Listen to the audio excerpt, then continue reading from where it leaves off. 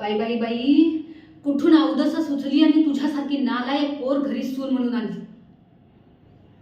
आली तेव्हा अगदी गरीब काय, पण आता आता पोटातले पाय दिसायला लागले. घराला वारस तर देऊ शकली नाहीस, वांज कुठली. तू गप्प बस, बायकोचा बैल झालायस तू तर. आणि तू माझ्याच घरात राहून माझंच घर उद्ध्वस्त करायला निघालीस. हा, माझ्या मुलाचे कान माझ्या विरोधात भरतेस. अगं, भावाभावांमध्ये भांडण लावतेस. हल्ली बसू तू सुद्धा तिला साथ देतोयस. अरे, अशी काय जादू केली रे हिने तुला? अशी कोणती पट्टी बांधली तुझ्या डोळ्यावरती की तुला भाऊ आई कुणी कुणी दिसत नाहीये? बास, शांत. एक शब्द सुद्धा बोलू नकोस.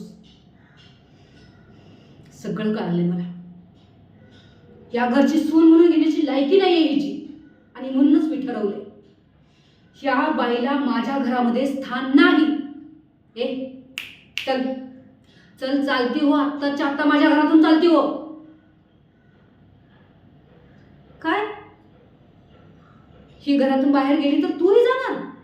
हरकत नाही, दोघेही चालते व्हा. अरे, तुझ्यासारख्या नालायक मुलाला जन्म दिला ना, याच्यासारखं वाईट माझ्या आयुष्यात अजून दुसरं काहीच घडलं नाहीये रे. चला, चालते व्हा. पण एक गोष्ट लक्षात ठेवा,